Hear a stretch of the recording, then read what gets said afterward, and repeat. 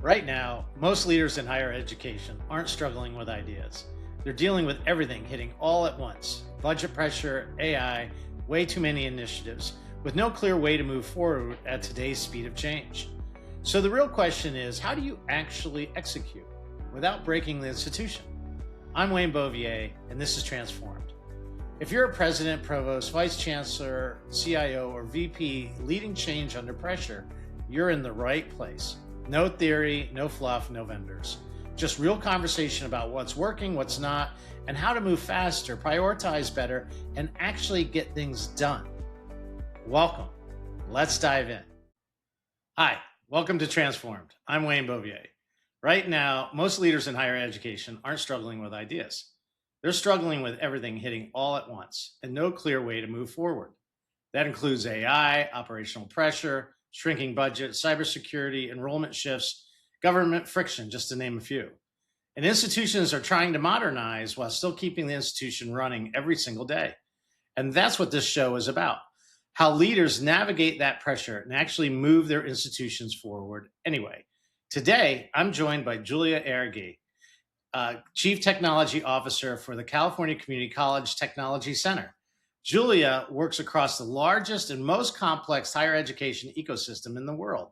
We're talking about 115 institutions and over 2 million students, helping institutions think through technology strategy, operation modernization, innovation, governance, and increasingly the growing pressure surrounding AI and institutional change.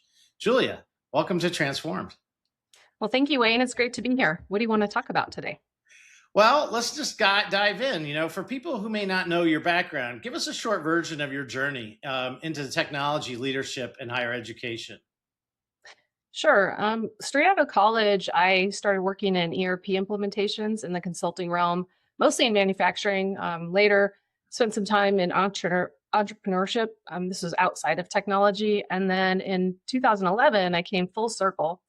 And I say full circle because I had moved back to California at that point where I was born, and accepted a position in the IT department of the same community college that I had attended right out of high school. So that was my first role in the public sector, and I was hooked. And tell me about, as a quick follow up to this, you are talk a little bit about your role. I mean, you are, with the technology center and with the largest system in the world. Tell me about kind of your day to day job and how that organization works. It's very different from when I was on campus at a college in an IT department. I mean, first of all, one reason it's so rewarding is that every day our entire job consists of doing things to try to make it easier for the colleges in our system, especially for their IT departments. We have a number of different technology tools that we have either purchased or built for the system. And so our day to day is about keeping those up and running, improving them, begging for feedback from our colleges who are all very busy. Just how can we make this better for you, and then executing on that work. So it's a lot more in the software development space than I was able to do day to day at a college. But the mission is still to really enable colleges to do what they do best. That's great. One of the themes that we discussed before recording was technology itself often isn't the hard part, right? For those of us that have been in this world, we kind of know that. The harder part is really operational change, organizational alignment, decision making, governance, and culture. And you have a unique position, right? You're in the largest system in the world, and you got layers of bureaucracy, independence, decision making. It is the extreme of herding cats. Mhm. Would you agree with, the harder part is not the technology, it's everything else? Yeah, I mean, the word hard, I would probably use the word possible because it's all difficult work. Technology is non-trivial. The problems we solve in technology every day, they are challenging, and people work extremely hard. We've got talented teams doing great work, but it's possible to do that. At the end of the day, there is a solution. There is a way to make it work. Sometimes the change within an organization is not possible, depending on um, the landscape and what's going on in leadership and among the staff members and what other themes are happening. So they're both difficult, but one will kill a project, and one are just a number of obstacles to get through that are solvable. And let's dive in. What, when you say kill a project, again, thinking back on the organization and the process, a lot of this gets into prioritization and leadership clarity. Can you just expound upon that? Where's that friction? Like, where you're seeing that friction, why people are not moving forward? I think some projects do get moving. Some initiatives, some goals and institutional milestones will get put in place. But if leadership changes too much, if the leadership that's in place stays in place but changes the goal too much, people give up on that and won't see things through. So to me, one of the most consistent things that I see in alignment with success in these particularly technology projects and transformational technology projects is really that consistency of vision, sticking with it when it gets difficult. What I see a lot is starting out a project, purchasing a software, getting partially through an implementation, going live, and then it's on to the next thing. And these projects often stop before they really reach what I would call the success or the reason we set out to do this in the first place. And so if we stop short of that, then people lose hope, they lose faith, they don't want to do the next initiative. But what I've seen is a disciplined adherence to what we set out to do. And when it's no longer bright and shiny, and now it's the drudgery of getting it to the next level and making the next refinement, those are hard to stick with. But if institutions will do that, that's when I start to see the outcomes. Persistence. I think that's exactly, I think that everything you just said makes a lot of sense to me. Let's move to the next piece, which I think dovetails directly into what you were just saying. AI, institutional pressure, and the speed of change that we're all facing. It feels like higher ed. Well, I know, I'm going to make this more. We have entered a brand new era over the last, I would argue, the last 12 months. The pace of change feels way faster. That pressure feels higher. And I think AI has accelerated a significant part of that. What are you seeing right now from institutional leaders?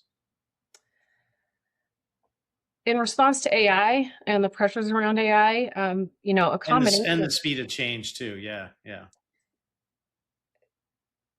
I see sometimes almost a desperation to do something. None of us want to be left behind. We want to make sure we're using AI to help transform our institutions or to help us be more efficient so that people can get more work done.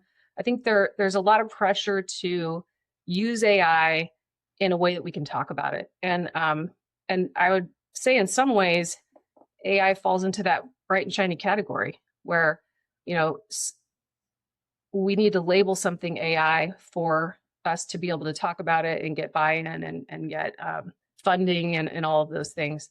So there is a lot of pressure. The pace of change, creates its own reactions by different folks, but I'm also seeing a real commitment to learning about it and to use it where it can help us do more work better. And there are so many other pressures right now facing higher ed outside of AI that, again, there's almost this desperation of making sure we identify where can AI help us move forward, despite the challenges with using AI and the risks and all of those other things. But really, I do see an interest in using it where it can help us. Awesome. And this next, I just got a quick follow-up question. Do you think institutions are structurally prepared for the speed of change that we're dealing with? And I think we're at the beginning of the speed of change. I think there's going to be a lot more of that. Do you think we're structurally ready for that? I think the structure lends itself to not changing, really, the structure of most of our institutions. And that is difficult to change because, how we got here, it's a long story, right? So, but what I also see is that we do have the right people. These are the same people who learned how to give an exam remotely in a way that no one ever imagined possible before COVID. I mean, the same folks who mobilized an entire workforce who had never worked from a home office before and continue to serve students and finish out a term during, you know, things that we've never seen before. I think they're up for the challenge, regardless of the structures around them. I agree. I agree with you. I'm more optimistic about that. As an industry, I think we've been pretty exceptional at change. And what most people don't understand is the level of complexity, technology complexity. How many vendors, as an industry, I would argue that we're the most complicated industry. You maybe somebody could argue health, medical, and healthcare, but most people don't understand the higher ed infrastructure it requires. And so deeper. I also have deep appreciation, empathy, sympathy for leaders like yourself. So, yeah. So let's talk about leadership. Let's continue to build on that theme and talk about leadership under pressure. One of the things I've noticed across higher education is that leadership today feels fundamentally different than it did 5 years ago. Leaders are being asked across the institution, and not just IT, but I think the lightning hits IT the most, right? It ends up being a lightning rod, while managing more uncertainty than ever. What leadership do you think, when you think about your team and those leaders around you, what behaviors matter most right now? When I think about leadership behavior specifically, what comes to mind is authenticity and action. So, what does that mean? Sometimes I'll hear leaders say that, oh, we're focused on the students. It's all about the students. But then that same leader might fail to respond to feedback from students about the very things that we're trying to accomplish. And so there needs to be that authenticity and really a willingness to not change the goal, but change course if it's not working. And people know when it's working and when it's not, right? So again, we have to take an honest look at what we're doing and if it's getting us where we're trying to go. And then just another behavior, I would say, this is, mostly things I've learned from watching other leaders who find a way to get things to happen. Support the go-getters in your organization. Who are the people out there who are, trying to make change, who have ideas, have vision, and in various roles throughout the organization? Support them and see what they do. Those folks, they're executing in their current role. They have a desire to do more within the organization typically. So supporting those folks and watching what they can accomplish, I think is a behavior that leaders really need to embrace. Love it. Just a quick follow up on that. What advice would you give to a new CTO or CIO, or generic technology leader entering higher ed today? But the main piece of advice I would give is to take some time to understand what is working. And that comes partly from the biggest mistake I see is people coming in with their ideas based on their previous experience of what worked at a different institution and wanting to institute that here. But it's critically important, especially in higher education, to understand the culture you've walked into, to think about what's already working and who are the people who are doing great things and support that first. And then, of course, bring new ideas, bring a fresh perspective. That's also important. But I think it starts with respecting what's already working and the folks who have been, toiling at this for years before you arrived. Love it. So let's, if you don't mind, I'm gonna transition us and focus a little bit more on you. Let's talk about the human side, right, of this. And one of the things I appreciate about these kind of conversations is being honest and the fact that nobody has all the answers right now. And anybody that says I know exactly where AI is going, they don't. I don't believe them. I'm too old. I've been around the technology block. No one really understands the magnitude and impact of change that's coming, and the opportunity that presents. And so, we're all personally navigating through this massive change. So let me turn to you. What's something you're still actively wrestling with professionally? Time management continues to be one of my biggest challenges. Part of that is that I'm a real believer in the importance of communication and communicating a mission and a vision consistently so that people know, where are we trying to go and what is the goal? At least as the leader sees it, right? And that consistently stays the same. But with my time management challenges, I find that I don't communicate often enough about those things. I think when there is time to communicate, I do a decent job of that, but it's finding the time and making sure to get to all the spaces where it's important to share that and to let people know we're doing a great job. We need to keep at it though. We're still trying to get here. We haven't reached the mountaintop yet. Yeah. And what keeps you optimistic?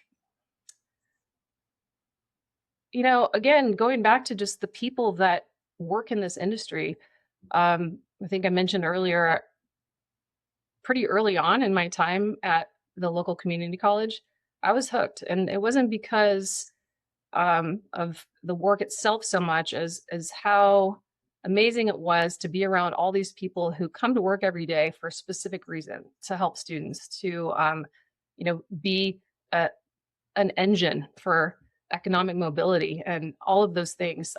So I think as I look around and I see the dedicated people who have been doing this for years and will probably be here for years to come, that keeps me optimistic because we all face challenges, but these folks will see it through. That's one of the reasons I love this industry as well. Like, I think you nailed it. So we're doing kind of a new a section here. So we're gonna wrap this up here. But before we do two sections real quick, I've been introducing this kind of rapid fire. So I got a handful of questions for you, and so just top of the mind answers. There's nothing wrong. There's no wrong answers on any of this. So All right. all right, so let's have fun with this one. One word that describes higher education right now. One word, scrappy. Scrappy. I like that. Most overused word in technology. Seamless. That's funny. I like that one. Biggest misconception about innovation. Probably that it needs to be something new or novel. Good one. One leadership habit you value the most. I kind of touched on this before, but a little more specific, I guess. Consulting subject matter experts and people who know more than you about a topic before deciding. Okay. Coffee or tea? Coffee. Me too. Favorite way to reset outside work? Oh, my favorite way is to go skiing, but since I don't get to do that very often, most of the time it ends up being just going to the gym. Okay. All right. Last question. When you think about the future of higher education, especially with everything changing so quickly, what gives you hope? I mean, I think you kind of touched on that a little bit about the people, but let's expand beyond the people. Like what gives you hope about higher education? Because there's a lot of and as you think about this, right? Because a lot of people, when you read the press, AI, is like, in Hampshire College, there's all these closings and all this kind of stuff that's happening, and so there's a lot of pessimism out there right now. So, what gives you hope about the industry?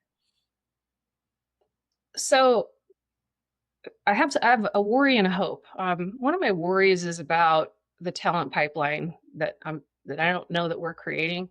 But one of my hopes really for that is that I still see our students coming in and they're amazing and they're going to rise to the challenge, and the next generation they're going to figure it out. So that gives me hope. I love doing these. It's so inspirational. Julia, thank you for all your time. This has been great.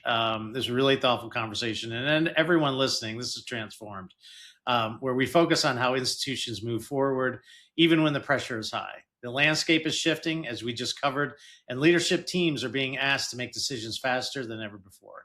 So I'm Wayne Bovier. Thanks for joining us. Thank you for listening to Transformed. If this conversation made you rethink how work actually moves or gets stuck inside your institution, share it with somebody on your leadership team. Because this isn't about more ideas. It's about getting the right things done when everything's competing for your attention. For more, visit hire.digital/podcast or follow us on LinkedIn. I'm Wayne Bovier. Let's keep moving forward together.